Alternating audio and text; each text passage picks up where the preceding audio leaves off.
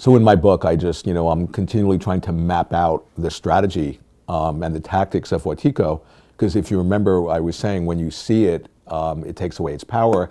And one of the ways that it operates is by creating sort of this sense of isolation, where, oh yeah, I'm just gonna not hang out with my friends. Or it's similar when people are depressed, and the very thing which would help them to hang out with their friends is the very thing they don't do, which just feeds the depression.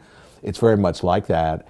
And so the idea of like hanging out, having community, in Tibetan Buddhism, they'll talk about the three jewels: the Buddha, Dharma, Sangha, the teacher teaching, and the Sangha is the community.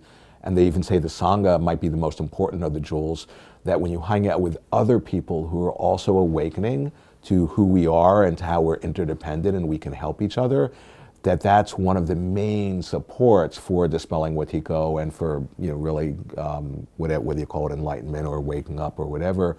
The other thing that I want to say, though, is from the dreaming point of view, because if you remember, I was saying the way to recognize Watiko is seeing the dream-like nature. When light comes closer and closer and gets more and more intense, well, what's an expression of that? The darkness becomes more visible. So from one point of view, we seem to be, things are just getting worse and worse and all that. And that's true on one level. But from another point of view, it can be seen as an expression of, oh yeah, there's a deeper light that's actually becoming more visible. And the thing about light, it makes no difference. It doesn't have any benefit if it doesn't shed light on darkness, if it doesn't bring to light darkness. And so don't get caught or hooked by the darkness and think, because as soon as we become like having a pessimistic attitude, then we're unwittingly going to be feeding things in our world to manifest in a way which confirms our pessimistic attitude. That's an example of how we're complicit in the darkness that's playing out. So yeah, the idea about Watiko, I was saying it's a psychic blindness, is to not look away from the darkness. You have to see it. You can't get overly fascinated by it, but then we're sovereign beings who can choose where we place our attention. And when we see the darkness, we can say, okay, I see that, and I choose to actually invest my attention in creating the world I want to live in. Doing that takes away the food for Watiko, because Watiko, if we're like overly absorbed or fascinated or reacting or triggered by the darkness, that reactivity in us actually feeds Watiko. One thing about Watiko that I haven't really talked much about is that it works through the blind spots of the unconscious, and it works through, we all project through the projective, so it operates through the projective tendencies of our minds in such a way that we'll project onto the inkblot of the waking dream, so to speak. And then if we actually think that our projections objectively exist separate from us, and then we react to those projections, we're then caught in a feedback loop, and where we're entrancing ourselves. Because in a sense, one way of describing Watiko is like it's a self-hypnosis. We're hypnotizing ourselves into the state of real limitation and lack. And so one of the solutions is to see through that process and to connect with our true nature, which is the opposite of having this lack. It's a real abundance of our true nature, having an open heart and seeing our inner connection. That whole perspective, we discovered that we're interfacing and tapped in with the whole, and with, whether you call it with God or with the creative source. So that points at, to the extent that any of us are expressing ourselves creatively, whatever that looks like, whatever medium it is, then it's almost like, or it is like, that energy that was informing the real evil aspect of Watiko gets transmuted into creative expression.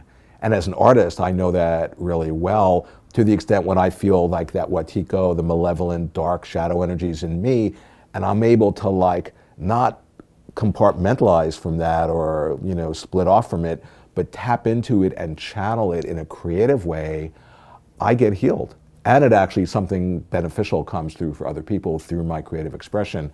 So I think that would be something really helpful, but particularly also going back to the community, the idea that we can all support each other in that kind of process of not only supporting each other in our creative process, but how Watiko operates is through the relationship channel. So in other words, if I'm projecting out my shadow onto you, and then I'm seeing you're like you have some sort of hook that's attracting my projection, and then so I project out my shadow on you, and then you, in my mind, you're embodying this shadow.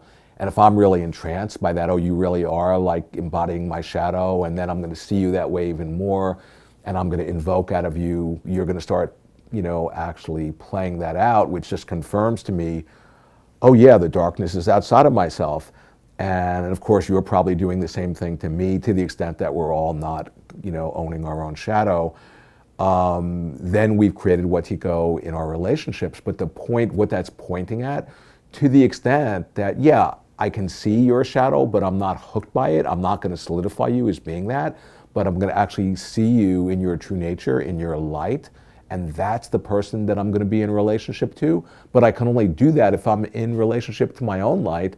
Then that actually is creating a bridge for you to step into that light part of yourself, that brilliant, loving part of yourself.